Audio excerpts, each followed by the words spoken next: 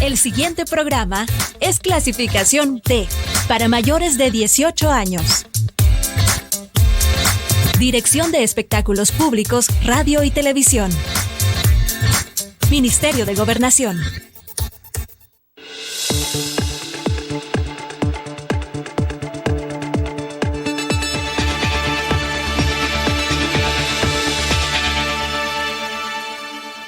Bienvenidos y bienvenidas a una edición más de Temas y Debates. Les saluda Ricardo Sosa.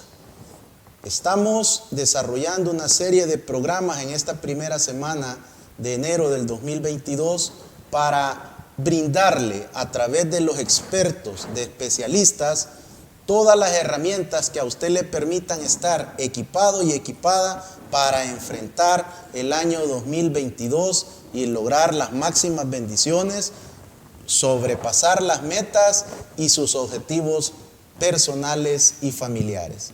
En esta oportunidad hablaremos del tema de las adicciones.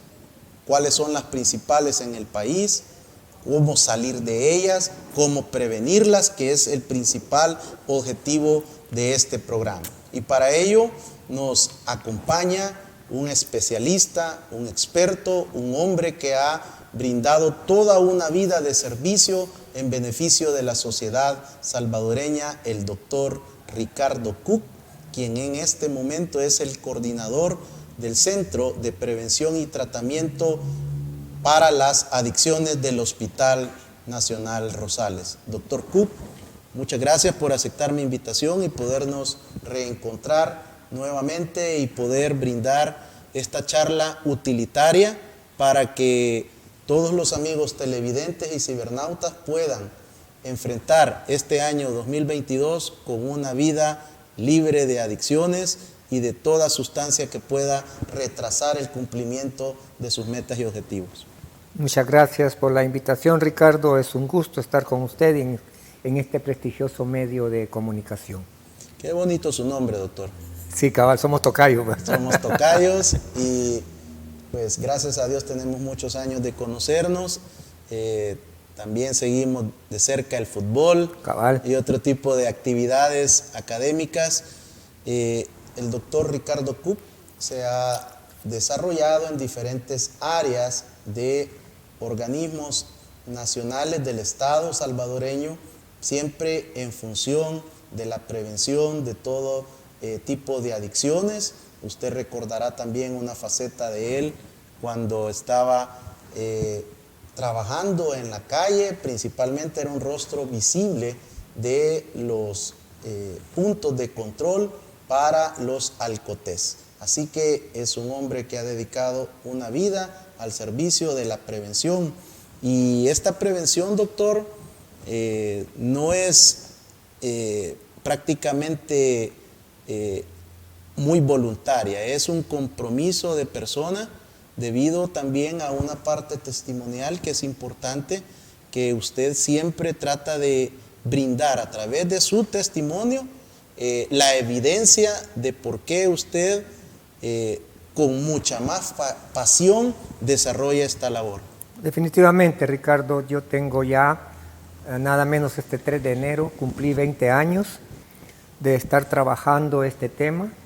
La primera institución que me abrió las puertas para desarrollarme y que me dio exactamente la respuesta a una pregunta que yo le hice a Dios cuando logré salir de la drogadicción, que es: ¿por qué estoy vivo? ¿Por qué estoy cuerdo? ¿Por qué estoy libre? ¿Por qué no me falta ni un miembro? ¿Cuál es el objetivo de mantenerme así? Y entonces en el 2001, en octubre del 2001, Ricardo, me mandó a llamar la directora de la institución donde yo me rehabilité, que es Fundasalva. Yo soy un producto de Fundasalva, que era la licenciada Alexandra Gil, actual canciller de la República, y me propuso si podía trabajar como médico con ellos y que si el director de la comunidad terapéutica que se iba a aperturar en enero del 2002, le servía yo. Y sí, pues encajé. Mi primera función pública fue como docente, docente 2 en humanidades. Mi primera fuente de trabajo fue el tercer ciclo Thomas Jefferson en Sonsonate, ahora se llama Complejo Educativo Thomas Jefferson. Ese mismo año fui propuesto para dar clases de inglés siempre en la Escuela Nacional de Comercio. O sea, empiezo mi faceta como docente, era un consumidor en esa época y al mismo tiempo continuaba mis estudios de medicina. Al salir de médico, pues me desarrollé, me gustaba mucho la cirugía. Yo quería en verdad especializarme en cirugía. Hice cirugías, las cirugías que le puede hacer uno en los hospitales. Fui residente de primero y segundo año del Hospital Nacional Jorge Mazzini en Sonsonate. Antes se llamaba San Juan de Dios.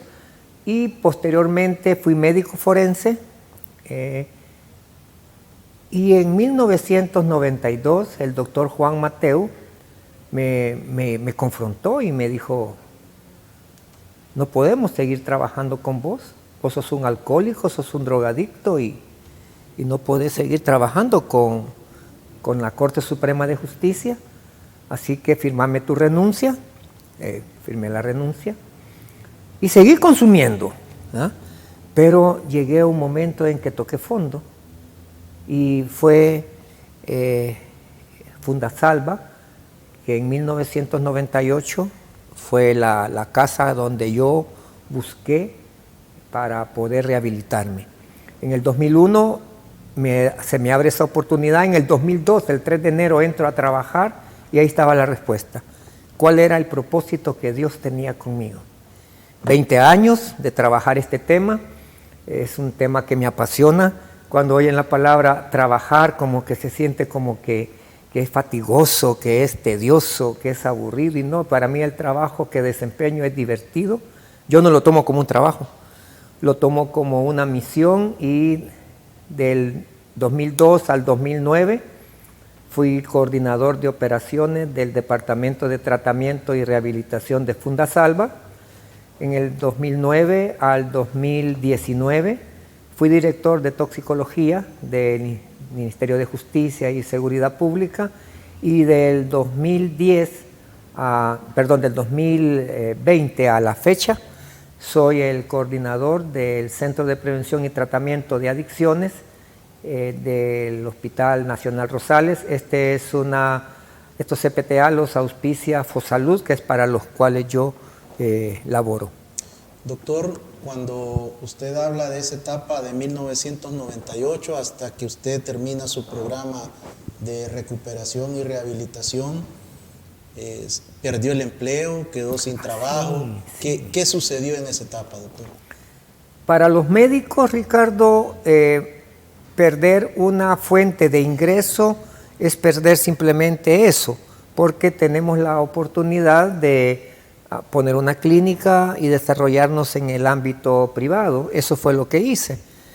Puse la clínica con algunos conocidos allá en mi pueblo, pues atendía a personas de cooperativas. La cooperativa que me dio la gente para trabajar con ellos era la cooperativa Yutatwi, que significa Nuevo Amanecer, que en ese momento tenía 2 haciendas muy fuertes, la hacienda El Jobo y la hacienda El Polvón, y las personas que vivían en esos sectores, cuando se enfermaban, me los mandaban a la clínica. Ahora, el problema fue cuando ya se perdió la confianza, se perdió esa sensación de que me puede ayudar, o mejor dicho, quizá me puede perjudicar. Entonces ahí sí toqué fondo, y fue un padre diocesano, Monseñor Michael Colonese, que en 1998 me dijo que me iba a tender la mano. Él tenía un hogar para personas, podían o no ser huérfanas, pero él tenía un hogar para jóvenes que se llamaba Hogar Divino Salvador. Y me dijo, vamos a abrir una clínica acá en este hogar, me vas a ver tenía más de 100 personas ingresadas en su hogar. El único requisito que pedía el padre es que tuvieran el deseo de ser profesionales. Imagínense, los agarraba a los 14 años y los llevaba hasta el final de sus años de universidad. Hay muchos profesionales que salieron de este hogar, que están funcionando en la sociedad. Y al mismo tiempo que me ves a los jóvenes del hogar, vamos a abrir la clínica para la comunidad. El cantón se llama Cantón El Almendro Arriba, está en la jurisdicción de Sonzacate, y ahí empecé a volver a ganar mi confianza, porque yo había perdido la confianza en mí, ¿verdad? Y posteriormente, pues, buscar trabajo no fue fácil. La competencia para médicos generales es fuerte. Los médicos empresariales, estaban saturadas las empresas de médicos. No tenía los contactos quizá adecuados para que dijera póngalo. Tenía que hacerlo de la manera corriente que lo hacen todas las personas que buscan una plaza. No se me dio la oportunidad de trabajar a ese medio, hasta que la licenciada Gil me dijo, y ya estando adentro como médico, me dijo, ¿y no te gustaría especializarte en adicciones? Pues como no sé lo que he estado buscando, porque yo fui al hospital psiquiátrico a ver si podía entrar a una plaza de residente en psiquiatría, que tiene que ver mucho con la salud mental, las toxicomanías, y me dijeron que no, que ya me había atrasado mucho, que la edad máxima para ser residente es de 34 años con 364 días, y yo ya me pasaba de esa edad. Entonces se me frustró eso, pero a través de Fundasalva me consiguieron pasantías en adicciones del hospital psiquiátrico. Ahí empieza, y de ahí Fundasalva era un monstruo de institución en la atención y en la formación de recurso humano para la atención de las drogodependencias. Fue así como me fui cada vez más metiendo en el proceso de modificación de conductas de las personas que tienen un abuso o dependencia de sustancias psicoactivas. Al mismo tiempo, pues yo también participé de grupos de ayuda mutua, y en mi tiempo de consumo, Ricardo, me fumé 2 vehículos, pero quedó un garage donde debía de estar un vehículo, y en ese garage en Sonsonate abrimos con otras 5 personas el primer grupo de narcóticos anónimos, y sigue funcionando, eso fue hace 21 años, ¿ya? Y sigue funcionando el grupo. Ahí empecé yo a hacer como una labor de apadrinamiento, así le llaman en los grupos, apadrinamiento para que personas como yo pudieran encontrar la salida de ese mundo. Gracias a Dios, doctor, por ese plan maravilloso de salvación que Dios llegó a su vida, y usted también fue dócil a ese llamado, porque también ha sido de bendición para nuestro país, para la sociedad salvadoreña. Y en términos prácticos, doctor, ¿cómo podemos definir una adicción? Bueno, el término adicción actualmente ya está en desuso. Primero porque se escucha muy estigmatizante, ¿verdad? Adicto, señalante, ¿no? Entonces la ciencia médica, a través de 2 de sus grandes libros de consulta, que son la Clasificación Internacional de las Enfermedades, que apadrina la Organización Mundial de la Salud, y el DSM, que es el diagnóstico de trastornos mentales, que apadrina la Sociedad de Psiquiatría, la Asociación de Psiquiatría Americana, considera ahora este término como dependencia. ¿Y qué es una dependencia? Pues cuando una persona no puede liberarse de algo o de alguien. Porque quiero decirle que no solamente hay adicciones a sustancias, Hay adicciones o dependencias que no tienen nada que ver con las sustancias, pero sí con conductas. ¿Ha oído usted hablar de adictos al sexo? Es una conducta. Adictos a las compras o compradores compulsivos. Adictos al juego o juego patológico, que también están diseñadas dentro del mismo rubro de las dependencias. Para que haya una dependencia debe de tener criterios clínicos que lo diagnostiquen. Nosotros nos basamos en base a un diagnóstico.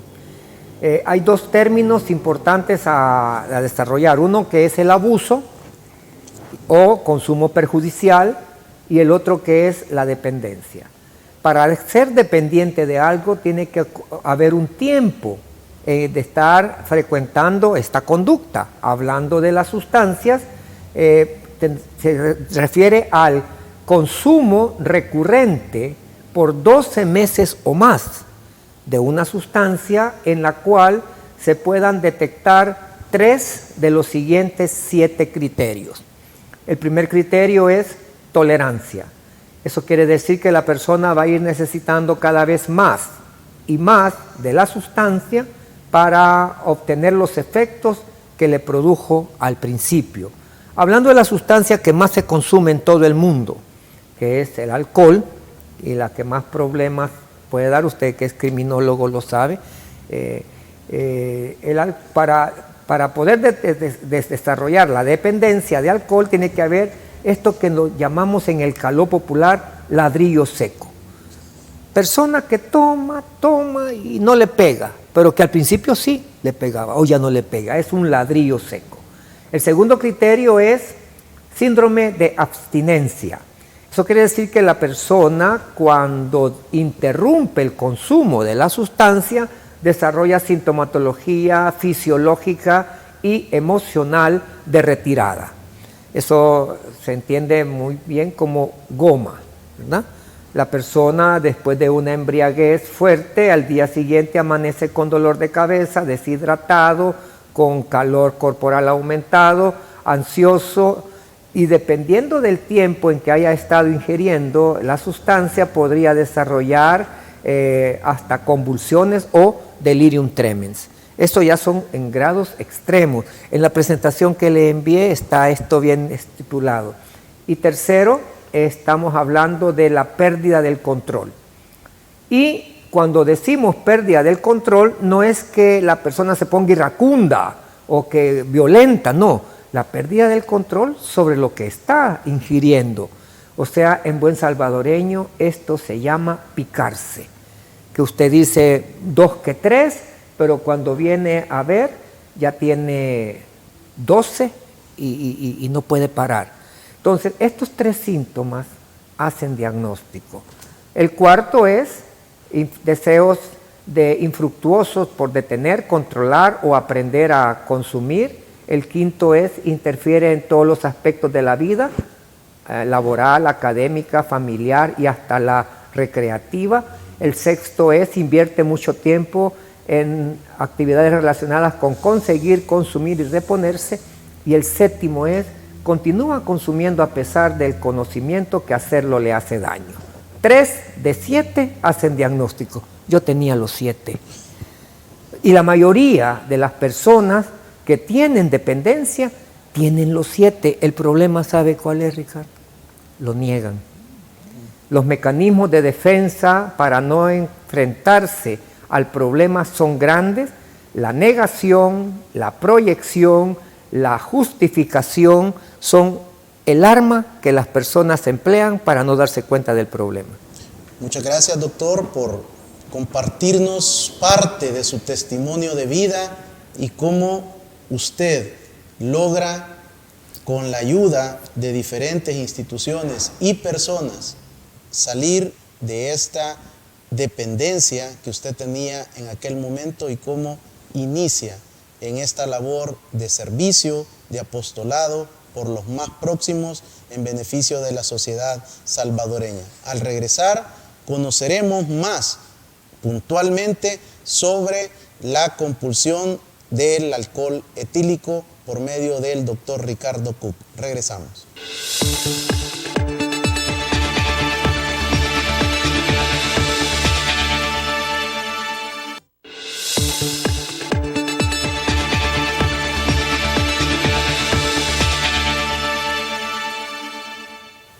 Muchas gracias por continuar en nuestra sintonía. En esta oportunidad, el doctor Ricardo Coop, médico especializado en adicciones o dependencias. Sin duda, estamos en este segundo bloque, pretendemos exponer los efectos del alcohol etílico que genera en el organismo de una persona que abusa o que logra tener una dependencia de esta sustancia. Pero también el doctor nos va a ilustrar en otro tipo de sustancias psicoactivas que generan prácticamente el mismo efecto. Y para ello, el doctor Ricardo Coop hará una presentación apoyándose en diapositivas para poder ilustrar y que usted pueda también comprender mejor entre la explicación de él y lo que usted va a observar en la pantalla. Bueno, habría que hacer una entrada con qué es el alcohol. Bueno, para empezar, la historia del alcohol se remonta a 5.000, 10.000 años antes de Cristo. Veamos. La siguiente, por favor. Procede el alcohol.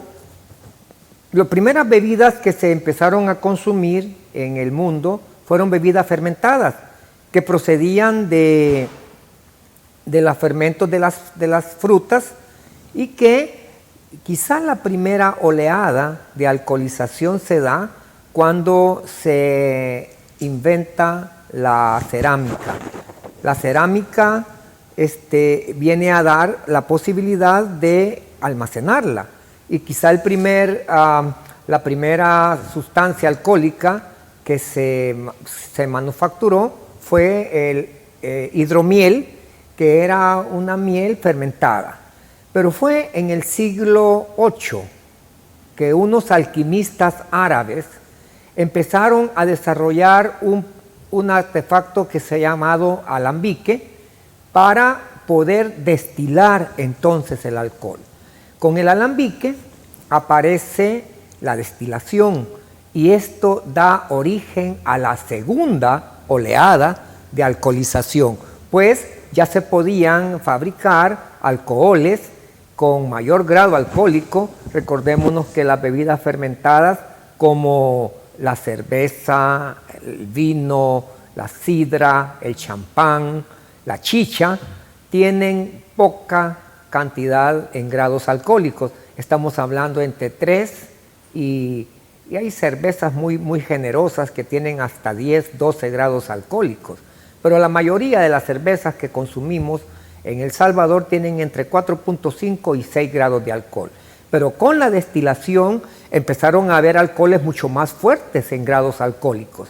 Eso se da en los licores, que van de 28 a 32 grados. Los licores más refinados, como el ron, vodka, que tienen entre 32 y 40 grados, y algunos licores bastante fuertes, como son los Cinta Azul, como lo es el whisky y el vodka Cinta Azul, que tienen hasta 50 grados de alcohol. Sin embargo, tenemos un alcohol artesanal que desarrollamos acá en El Salvador, que se da en las sacaderas de chaparro. El chaparro podría llegar a tener hasta 60 grados de alcohol. Y el alcohol etílico que vendemos en las farmacias para desinfección tiene hasta 90 grados de alcohol. Y hay personas que llegan a tomar este alcohol etílico directo, sin siquiera mezclarlo con agua, con fines de darle más impacto de poder a la bebida alcohólica. ¿Qué es lo que pasa? Ahí tiene usted en la pantalla la química de la fermentación. Tiene azúcar, frutas, vegetales. El alcohol se puede sacar prácticamente de todos los productos del reino vegetal. Hay alcohol de caña, hay alcohol de maíz, alcohol de maicillo, de arroz, de café. Bueno, el alcohol lo podemos sacar de papa, de yuca, de remolacha, a través de ese proceso de fermentación. ¿verdad? En la cual nos va a dar con levadura, la levadura nos da el crecimiento de los grados alcohólicos, y en el siglo XVI la destilación comienza a tomar más impacto, ¿verdad? La misma puede producir bebidas hasta de 90 a 95 grados de alcohol, ¿verdad? Sigamos. ¿Qué pasa cuando nosotros ingerimos alcohol? Bien, el etanol, que se encuentra en bebidas fermentadas o en bebidas destiladas, por acción de una enzima digestiva que se llama alcohol deshidrogenasa o deshidrogenasa alcohólica, empieza a cambiar, a modificar la estructura del etanol y lo convierte en acetaldehído. Este producto intermedio de la destilación del alcohol es importante para hablar de la compulsión, el acetaldehído. Este acetaldehído está presente en todas las demás sustancias psicoactivas. Es por eso que todas tienen el mismo poder de ser compulsivas.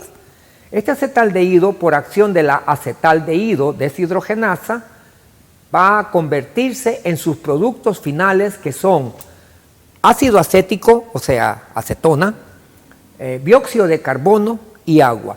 Este es el metabolismo. Pero ¿en cuánto tiempo ocurre el metabolismo excretivo del alcohol? El alcohol dura 20 minutos en llegar a sus puntos de ataque, que son las células nerviosas. Pero va a una unidad alcohólica. Cuando usted dice VE, es una unidad alcohólica.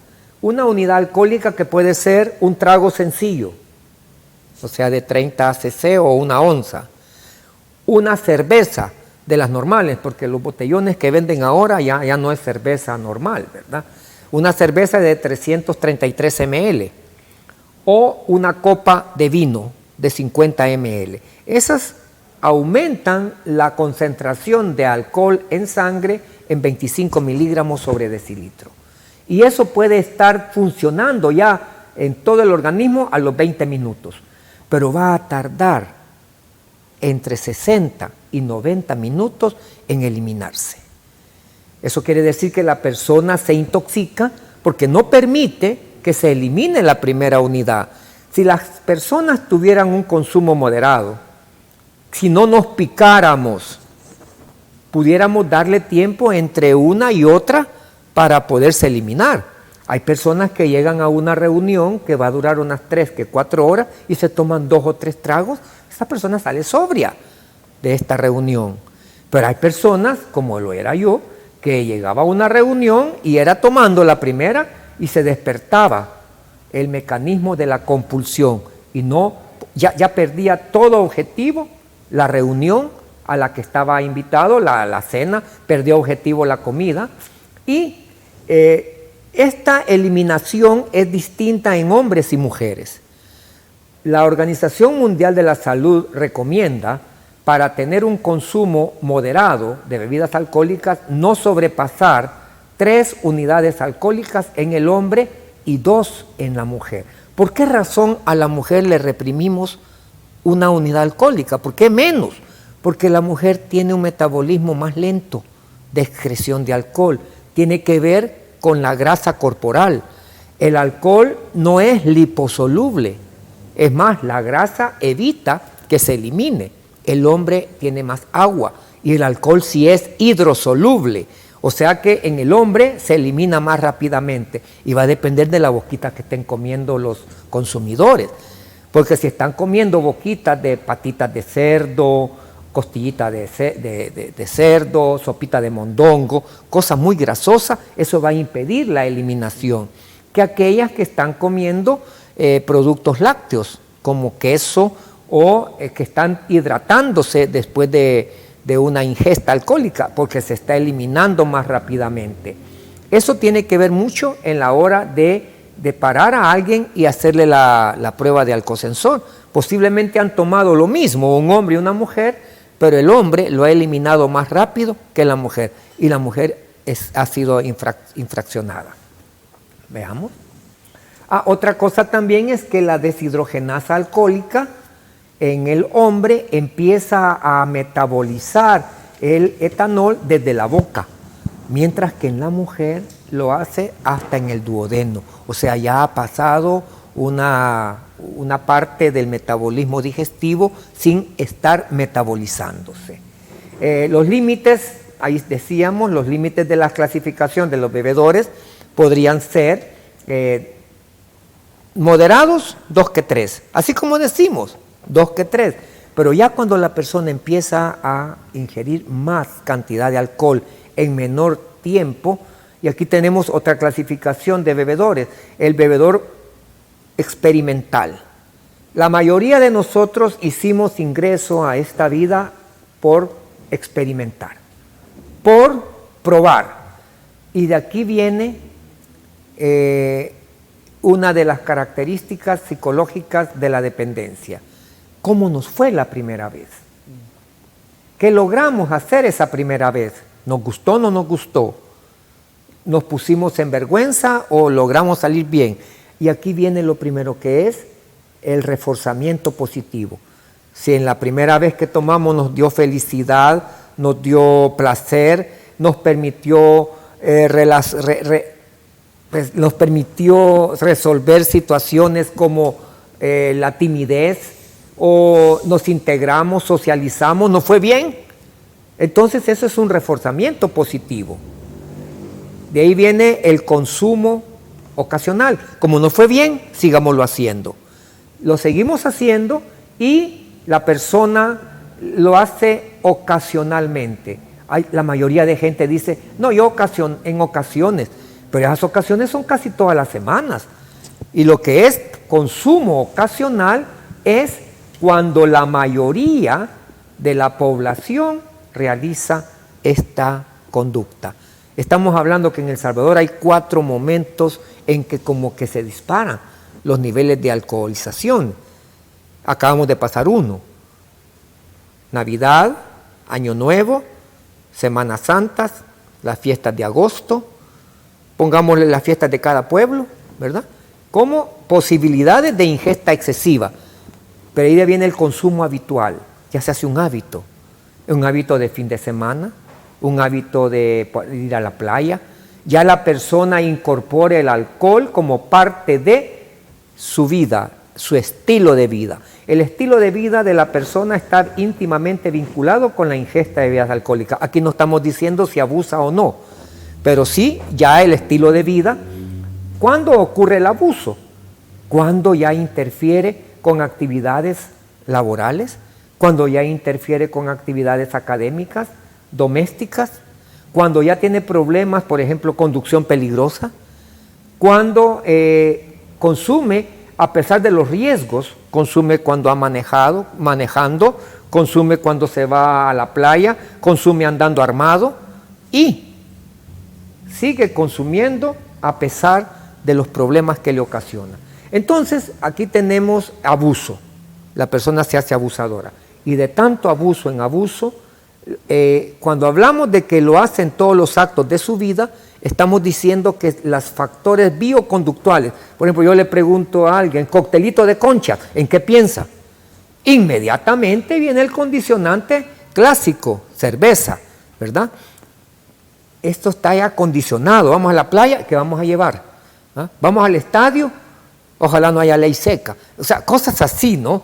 Que ya la persona hace parte del alcohol como parte de su vida, hasta que las neuronas se acomodan, se acostumbran al tóxico y esto se llama neuroadaptación. Y entonces ya se invirtió todos los roles fisiológicos que la persona tiene en su organismo. Doctor, ¿qué pasa en el cerebro de esta persona a través de ese proceso que usted nos explicaba enzimático? ¿Cómo esta enzima logra generar esa dependencia en nuestro cerebro? No es la enzima, lo que hace es degradar el etanol en acetaldehído, pero es este acetaldehído cuando se une con un neurotransmisor cerebral que se llama dopamina, que va a formar un compuesto que es el que nos da la compulsión. El compuesto se llama tetrahidroisoquinolina, conocido como THIQ. Se empezaron a hacer estudios en cortes sagitales de cerebro de personas que habían muerto por heroína y encontraron este THIQ. Pensaron que era algo especial de la heroína, pero también empezaron a hacer cortes sagitales en cerebros de alcohólicos crónicos y encontraron el THIQ. Entonces empezaron a ver qué era esto y encontraron que se daba por la dopamina y el acetaldehído. Quisiera decirles que para que uno se vuelva alcohólico tiene que tener una genética, una ingeniería genética apropiada para volverse alcohólico. Usted no se enferma porque quiere enfermarse, usted no se enferma porque debe enfermarse, usted se enferma porque puede enfermarse. Y esa posibilidad está dictada en la genética. La genética es importante para entender esta enfermedad, Ricardo. El doctor Jelinek, que fue un médico contratado por la OMS para hacer el estudio del alcoholismo, empezó a hacer estudios en alcohólicos y encontró que el 70% de los estudiados ascendían de un padre o de una madre alcohólica. Le llamó poderosamente la atención y él lo dejó planteado como una posibilidad de un defecto en la constitución. Ya en 1970, Watson y Crick desarrollan el genoma humano y entonces se empiezan a encontrar las causas genéticas de una gran cantidad de enfermedades neurológicas, orgánicas, cancerosas y adictivas. Estamos conscientes de que tenemos una enfermedad, ya nacimos con la predisposición genética para eso. ¿Qué hace esta enfermedad? Hablábamos de la deshidrogenasa alcohólica. Los alcohólicos tenemos mucho más deshidrogenasa alcohólica que las personas normales. Y los alcohólicos y drogodependientes tenemos mucho más dopamina que las personas normales. Eso hace que el defecto orgánico no pueda ser superado. Porque ustedes vieron en las diapositivas que habían problemas psicológicos, problemas, etcétera. Eso se puede solucionar. Pero ¿cómo va a modificar su organismo? Yo dejé de beber, Ricardo, hace 27 años. Y estoy más que seguro que si volviera a beber, no podría beber con moderación. Porque dentro de mi genética está la dopamina, está la deshidrogenasa alcohólica que no ha sufrido modificaciones. Yo he podido superar los aspectos psicológicos de mi consumo, pero no los aspectos orgánicos. Entonces, aquí es donde nosotros hacemos hincapié con las personas que estamos atendiendo, en decirle que la única salida cuando hay un diagnóstico de dependencia es abstinencia completa. Y no solamente de alcohol, porque el alcohol es la puerta de entrada para el consumo de otras sustancias que ya no son de carácter legal, que ya tienen un curso ilegal.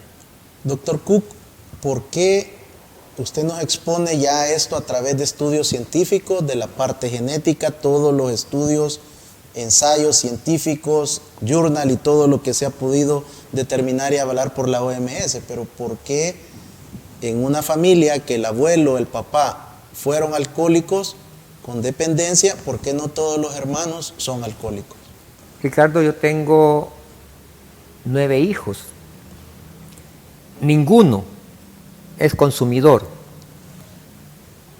Posiblemente, y hablaba con mi hija y me decía, fíjate viejo, que yo en algunas ocasiones me han servido vino. Y yo no creo tener problema con el vino, pero como sé que soy hija de vos, mejor reprimo la posibilidad de tomar vino. Mi hijo Ricardo tuvo un consumo de alcohol, él tiene 4 años de no ingerir bebidas alcohólicas, comprobó, yo le dije, es muy arriesgado, Ricardo, que teniendo la genética que vos tenés, hijo de un padre alcohólico y en la familia de tu mamá también hay muchos alcohólicos, que ingieran bebidas alcohólicas. No vas a ser un alcohólico moderado. Lo quiso comprobar, lo comprobó y tuvo que forzosamente dejar de beber. Es bien claro que cuando también podemos encontrar mutaciones genéticas, ¿verdad?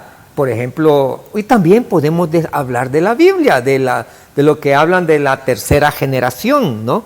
Que ya la tercera generación será maldita, dice, y que ya la cuarta será ya absuelta.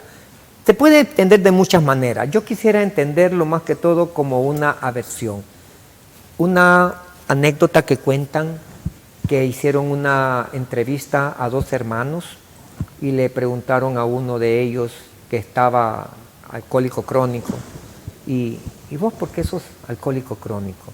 Y él les dijo, bueno, yo soy hijo de una familia disfuncional que se desintegró en el camino.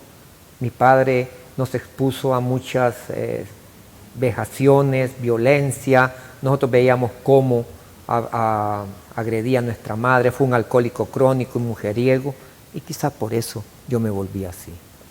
Pero hicieron la entrevista al otro hermano que jamás había tomado bebidas alcohólicas y le preguntaron, ¿y usted por qué jamás ha tomado? Y le dio exactamente la misma respuesta.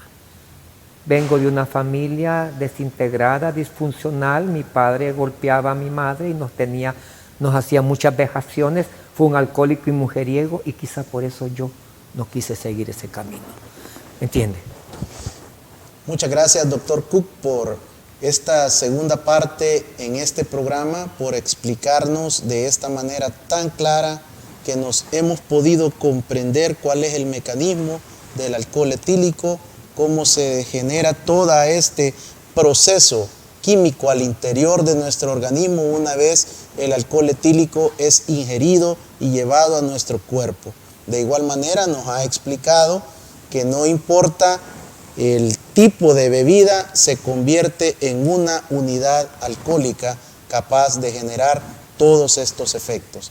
Al regresar, conoceremos cómo usted puede tomar la decisión y recibir la ayuda y el acompañamiento para ser libre de esta dependencia de cualquier sustancia psicoactiva por medio del trabajo que está desarrollando FOSalud, el Ministerio de Salud en El Salvador.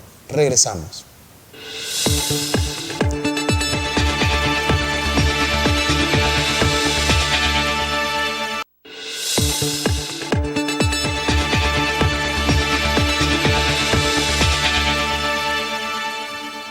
Muchas gracias por continuar en nuestra sintonía. Buen provecho si ingiere sus alimentos de esta noche.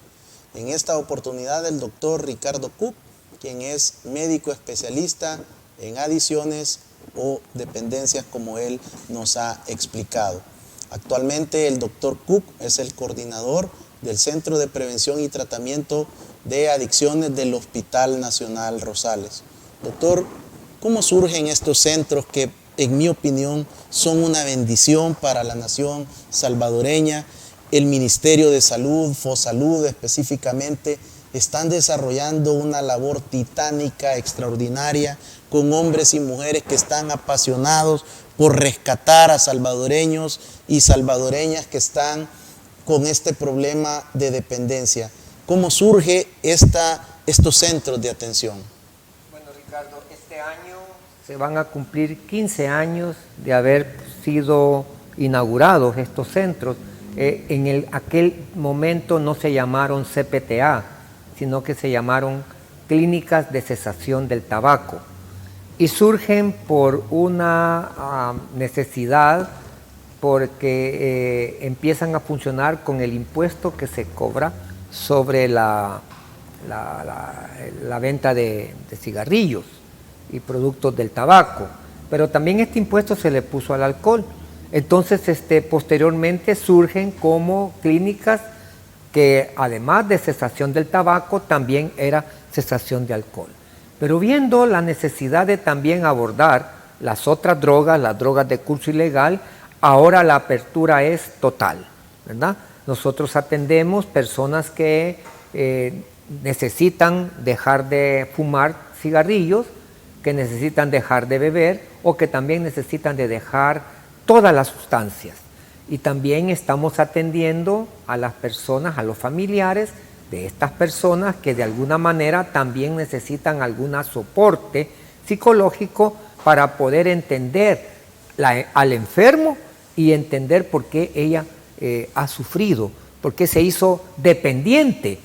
Hoy, por ejemplo, hoy tuvimos un grupo por la mañana de alcohólicos, y llega un alcohólico y llega la mamá. Todavía, el alcohólico tiene como 50 años de edad, y llega la mamá. ¿Por qué? Porque todavía está el cordón umbilical ahí.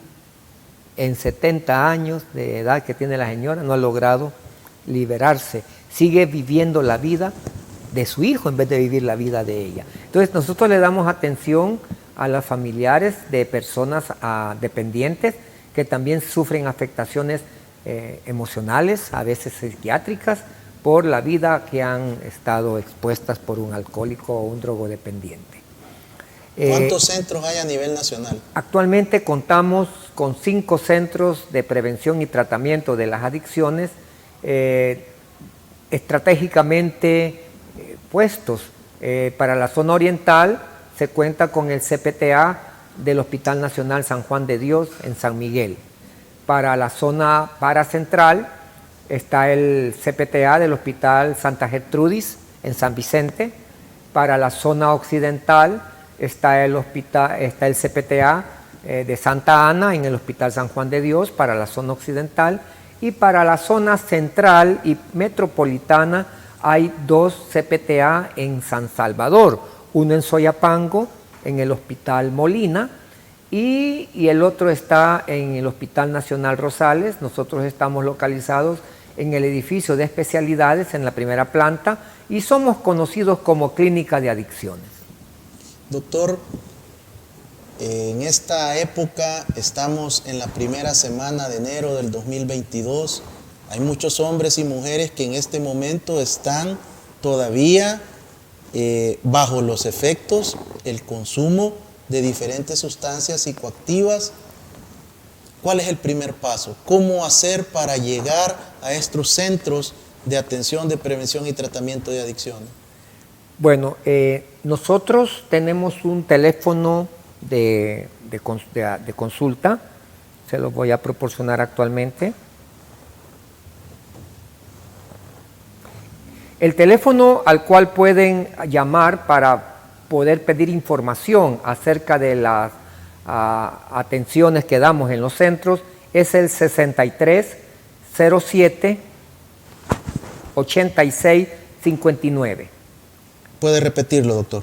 6307 8659. A veces esa es la primera llamada para poder hacer una cita de inducción al programa. Hablando de los programas, tengo que decirles que hay 2 tipos de programas posibles para las adicciones. Un programa que es el programa ambulatorio, que es el que nosotros desarrollamos. Nosotros no internamos a las personas, sino que las atendemos en estos centros de prevención, y el otro modelo es el modelo residencial. Antes de estos 2 modelos, probablemente ya la persona ya ha pasado por el modelo hospitalario de desintoxicación y de supresión de la abstinencia o abordaje de enfermedades que traigan, por ejemplo, los que nos vienen han estado ingresados por problemas pulmonares, por problemas de sangramiento de tubo digestivo superior, por problemas psiquiátricos aunados a un alcoholismo o a una drogodependencia. Entonces, después de pasar por el modelo hospitalario, algunos lo hacen, pueden optar por 2 posibilidades. O puede ser tratado en un medio abierto, un medio ambulatorio, o debido a la incapacidad de tener medios de contención adecuados, tendrán que ser internados en centros de rehabilitación. Ese es lo primero. Primero hay que hacer una evaluación del perfil de esta persona. Nos han llegado pacientes descompensados psiquiátricamente, con lenguaje desorganizado, con conducta desorganizada y errática, los cuales no pueden ser vistos en el programa de deshabituación. Tienen que ser compensados primero en el Hospital Nacional Psiquiátrico o en hospitales donde tengan alas psiquiátricas para compensar el trastorno mental. A veces llegan personas alcoholizadas, ebrias, que tampoco podemos darles atención, Lo que le pedimos poder es darles posibilidades de desintoxicación, ya sea en su casa, y cuando ya tenga unas 48, 72 horas sin ingerir bebidas alcohólicas, entonces sí son candidatas para poder ser atendidas por el programa ambulatorio. Va a depender. ¿De qué va a depender? Primero, de la sustancia. Por ejemplo, hay sustancias que son altamente adictivas. Crack. Este problema de crack en El Salvador es grave, gravísimo. Y muchas de las personas que consumen crack no van a ser posibles rehabilitarlas en un medio abierto sin antes haberlo sacado del medio social, que es muy atractivo, que es muy seductor. Máxime cuando no tienen trabajo, no estudian, no tienen familia, están sin ninguna contención efectiva que les pueda permitir a ellos integrarse a un programa ambulatorio. Pero cuando ya se les hizo la evaluación y son candidatos para el programa se divide en 4 fases. La primera fase es lograr la abstinencia y mantener la abstinencia y empezar a modificar sus patrones de pensamientos, haciendo que piense con realismo, o sea, recuperar el sano juicio, ¿verdad? Derrotarse y recuperar el sano juicio. En la segunda fase abordamos los factores psicológicos que pudieron haber empezado a desintegrar, a desnaturalizar el carácter de esta persona. Hablábamos fuera de cámara por qué se da la adicción y dijimos que era una afectación en los neurotransmisores, es un desequilibrio neuroquímico cerebral, pero también hay una agresión en la formación de la personalidad.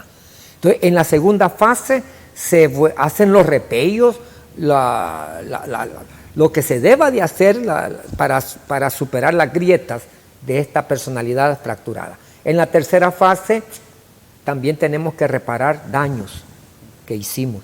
En la tercera fase se reparan los daños y se empieza a manejar un programa de mantenimiento. Y en la cuarta fase es la desensibilización paulatina del programa, ¿verdad?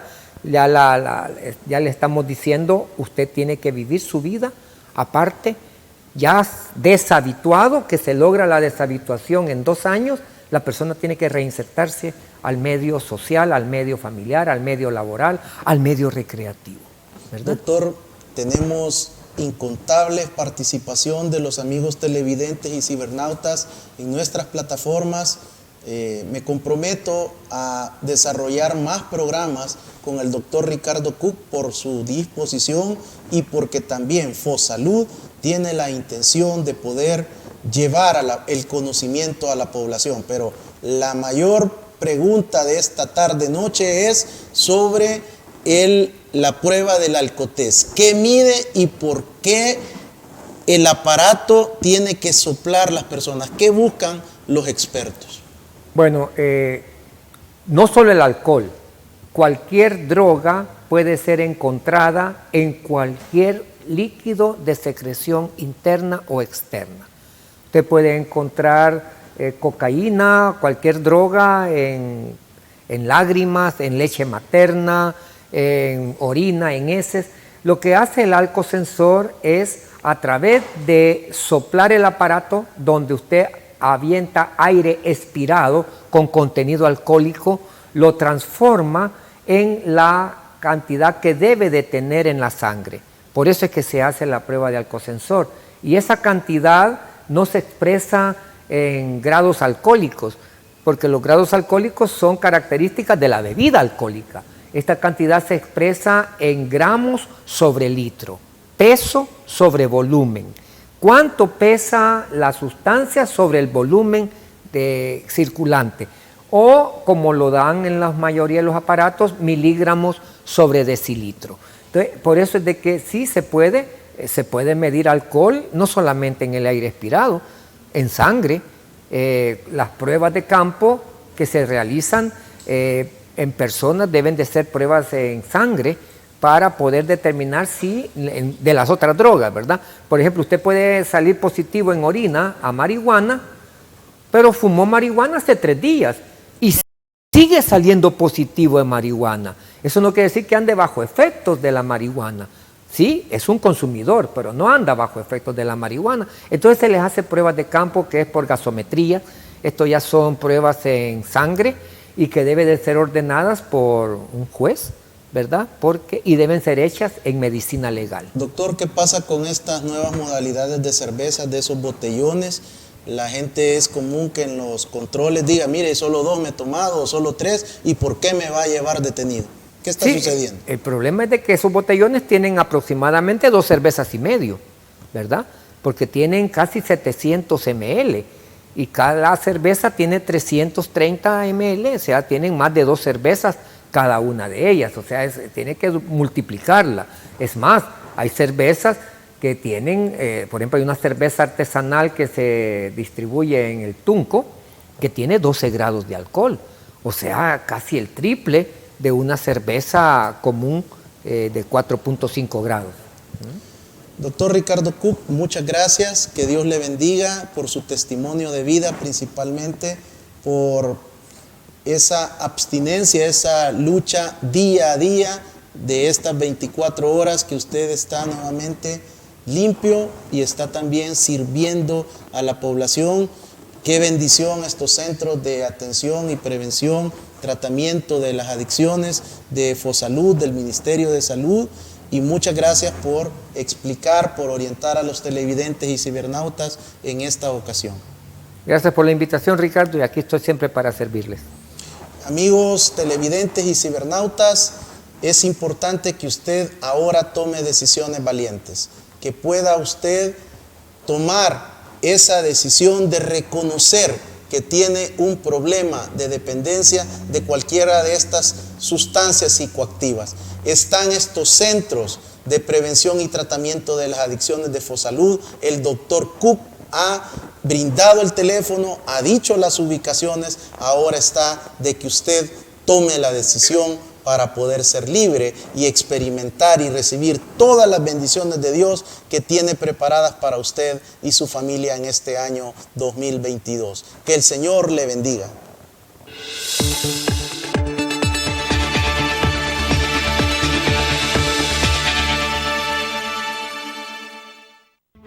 Los conceptos vertidos en el programa anterior son responsabilidad directa de quien los emitió. En ningún momento representan la línea editorial de esta estación televisora.